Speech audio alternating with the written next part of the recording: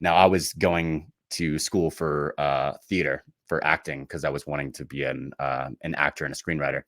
And so, after Florida State, I moved out to LA and was pursuing that path for years, and then had a near-death experience that kind of like reset my brain. And the weird thing is I remained conscious during the reset. And so it was as if I got to see all the layers of consciousness, as I described them, get ticked on and ticked off at random, kind of like Photoshop layers, on a Photoshop on the side panel on the right. Like you can toggle on certain layers of the image, whether it's like contrast or text or sepia filter or whatever filter it is. You can turn them off and you can turn them on. And, when my brain reset in 2013, it was like I saw all the layers of consciousness, all the teams of neurons that contribute to this experience we're having right now get turned on and get turned off at random. And it was chaotic. It didn't make a lot of sense. But what this experience did for me was inform my curriculum for the next 10 years. It showed me what I needed to study, what I didn't need to study, and what I needed to try and explain to someone who's never experienced their brain reboot. So basically, you got a burst of inspiration by this major event. But I want to ask you, Jake, could you give us a little bit more details on how you kind of achieved the near-death experience? Like what kind of caused you to go into that state? Yeah, so near-death experiences are going to happen, obviously, when you've put your organism in a highly fearful situation. There's going to be a tremendous amount of uncertainty. And if you look at the current psychedelic literature right now, you're going to find a lot of overlap between a transcendent or mystical type experience and your classic near-death experience. Now, obviously, when people hear near-death experience, the first thing they think of is like, oh, you must have had this crossing over experience where there's like white light in a tunnel and stuff like that. It wasn't like that exactly for me. But there was definitely a moment of leaving my old life behind and choosing to come back into this one. And I hate to even say that up at the top, because I try to come at this from like a place of science. And so, like, whether or not you want to believe I actually crossed over or not, it doesn't even matter for the argument.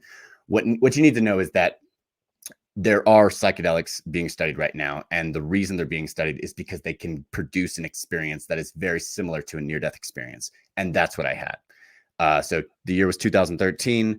My friend and I decided we wanted to take acid, except we weren't 100% sure if it was LSD. Yeah, we weren't 100% sure.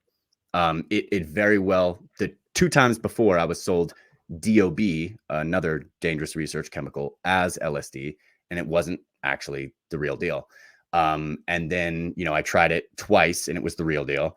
And then this other time it was from a new person, wasn't sure. And then me and this girl, we took a lot of it. And it became this point where it's like, the first thing I did was I took 3 tabs. She takes 2. She's like 130 pounds. I was like 180 at the time.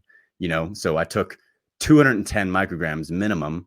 The person said this was 70 micrograms a piece. So anything over 200 micrograms is basically almost enough to dissolve your sense of self and really change your brain for a minute.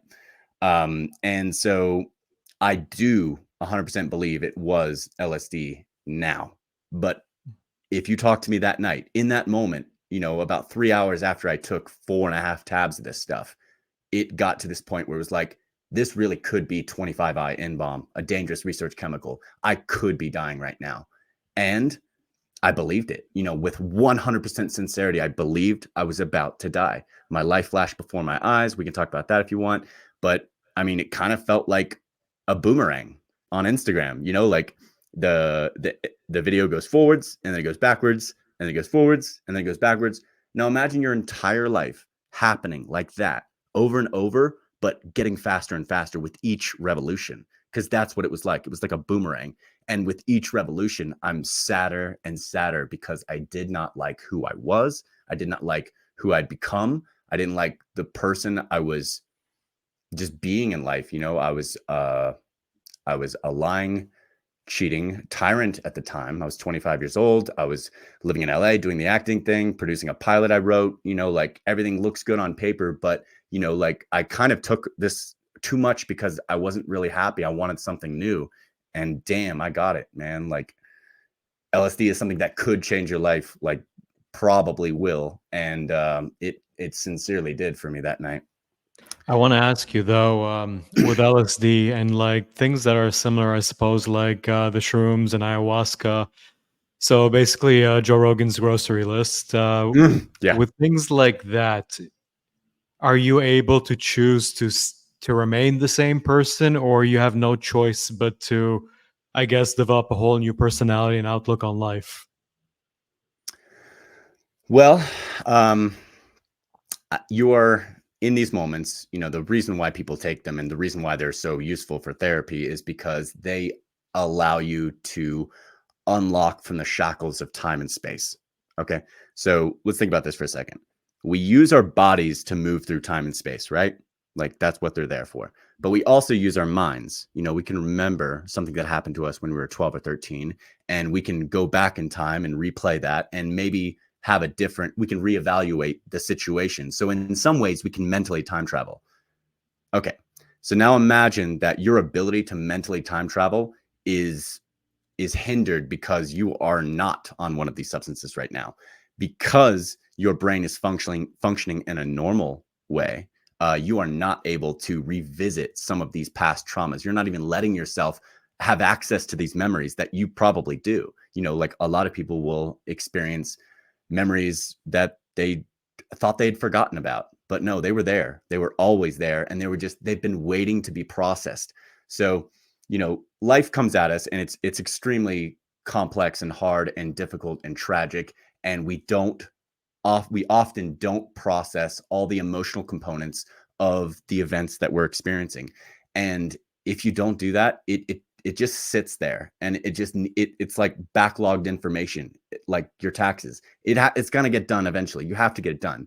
And if you don't, then like, a few years down the line, you have what I had, which is like an IRS audit. It was like my brain put me through an experience where it made me confront these, I call them the 100 icons of pain. Because if you can imagine your desktop experience, like that being like your consciousness, well, it felt like my consciousness back then had 100 icons sitting on your desktop that made it so chaotic.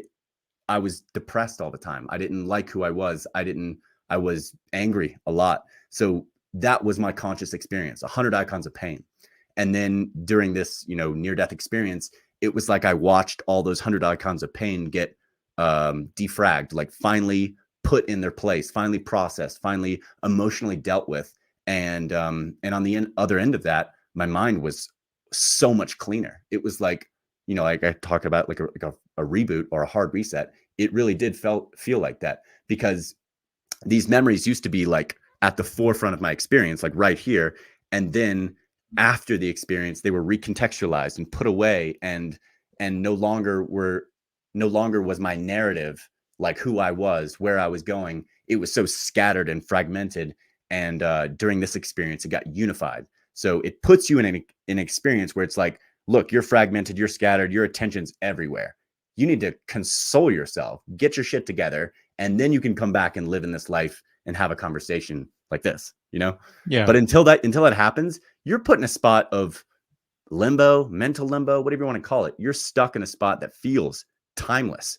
And I mean, you can, for the skeptics that are listening, just it feels timeless. It doesn't have to be timeless, but it feels timeless. You get stuck into the world of the subconscious. Like it's like your conscious self descends into the realm of the unconscious, and down there, it's timeless. That's how it feels. And so you have all the time in the world to figure out your next iteration, but you won't come back until you know what that is.